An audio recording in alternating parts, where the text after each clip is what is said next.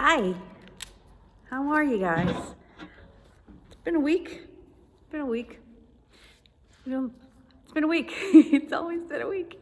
If you think about it, if you look back on your week, you could find things that are so high and things that are so low. And I think we're all in the same boat with that that's how life is.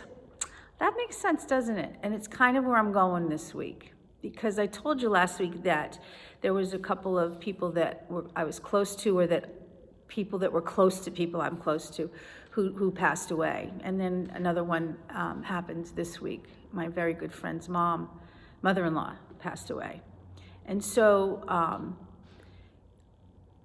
I was thinking, and the reason I was thinking about this was because one of the people that is part of my family, we have good friends, like they're our best friends, and their youngest son is getting married today, Saturday, and Kevin's in the wedding, and it's this incredible joy that comes over me when I think about the life that they've had, and now they're on a new path, right?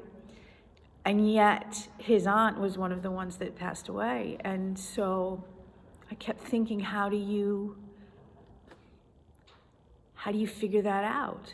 How do you feel the pain of losing someone and then feel the joy of your child starting a new life, of you starting a new life, of this incredible celebration that's going to happen today? And so I thought, let me look it up, because sometimes you can find real simple things that tell us what we're supposed to be looking for. So I looked it up.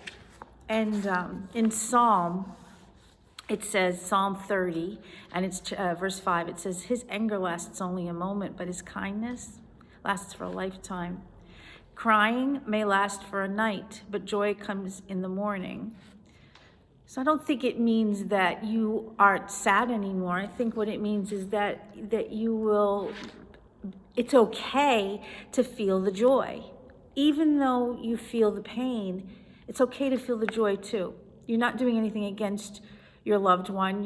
They want you to feel that joy, right? So that's the hardest thing, is to be able to feel the joy and the grief at the same time. Like, how do you do that? And Galatians 5 verse 22 says, but the Spirit, that's God, gives love and joy. The Spirit gives peace and patience and kindness and goodness and faithfulness. It doesn't say the Spirit gives those things when life is perfect. It says that's what they give. They give that to us to help us through things. So if God is giving us love and joy and faithfulness and patience, if God is giving that to us, then God is saying, listen, you feel the way you feel, but I'm here for you. I'm going to help you through this, and I'm going to allow you to feel happy even in times of when you're sad. It's okay. It's okay.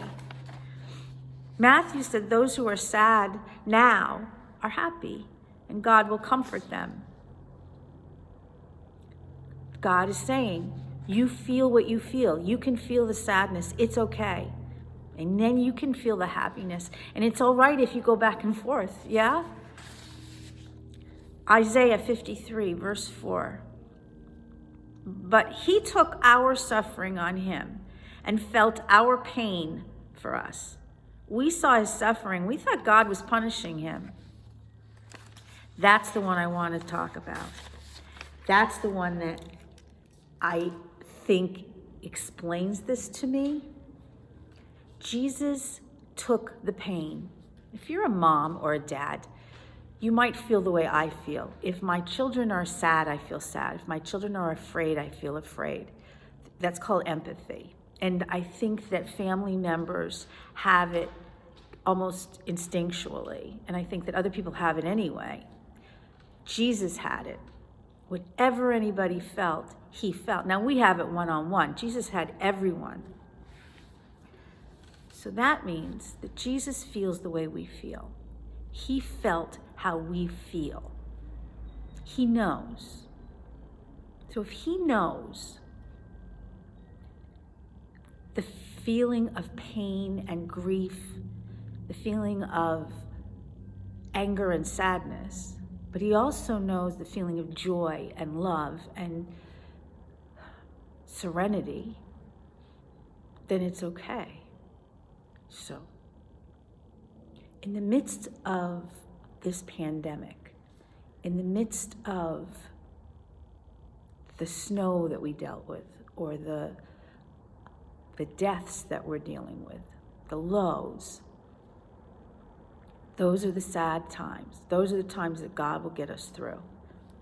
That we just say to him, I can't do this anymore. And then God takes it. But in the middle of that, there comes this incredible gift.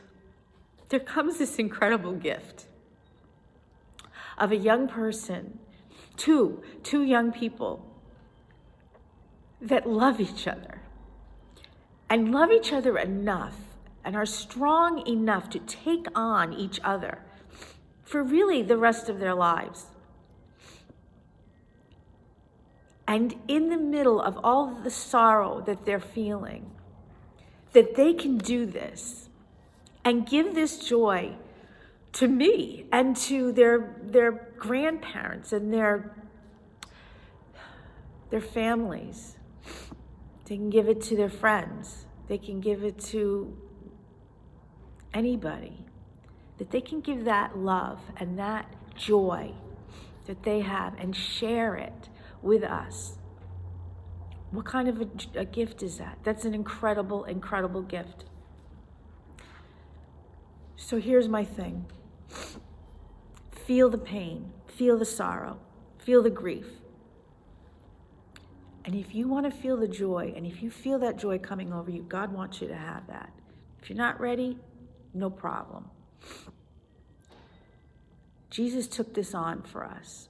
And the reason I think is so that he can feel how we feel. Because when you feel what someone else feels, then you can help them. Because you have it. You're part of it. The last thing I want to read is from Revelation. And Revelation is the last book in the Bible, and it's kind of talking future, right? It's kind of saying, this is what's going to happen. And this is from Revelation 21, and it's just verse 4, and it says, he will wipe away every tear from their eyes. There will be no more death, or sadness, or crying, or pain. All the old ways are gone. We still have tears. We still have death and sadness and crying and pain. And God is there for us. God is not the God of the past and the God of the future. God is right here with us, right? We know that. We know that he's there for us. But in the future, when he's ready, we won't have the sadness anymore, only the happiness.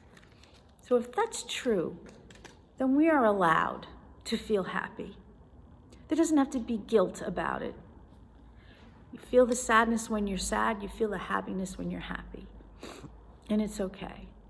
And I am going to feel the joy today as I am allowed to share this celebration of their lives. Their lives when they were children, their lives when they found each other, and their lives now together as a family themselves. My children are going to go through the same thing soon. And we're going through a process, and I am trying to feel the joy with every step that we go. I do feel the pain. I feel the grief. I feel the grief even when it's not somebody I know, but it's somebody that somebody I love knows. But I'm going to be okay with that. And God's going to help us through it. So, if you have something that is making you so sad, you can feel that. But you can also know. You can feel joy even while you're feeling sad. And that God is with us. And God will always be with us. And he will take away of this when it's time. But in the meantime, we need it. We need the grief. We need the sadness. because we need to know we can come out in the end or in the middle, like now. So I'm with you. There's all kinds of stuff going on right now, and I'm with you. There's fear and sorrow and grief and anger, but there's also love and comfort and joy. And I say it every week, don't I? I guess maybe God wants us to know it, right? Just know it, Kath, just know it. So enjoy your life and feel your pain and know that God is with you. And God will show that. He'll show it by putting angels in your life. He'll show it by having somebody on the street smile at you for no reason, or a puppy run up to you and lick you, or a cupcake that becomes available to you. Anything, God will show it to you. I love you guys. I miss you. But we'll be together soon. Take care.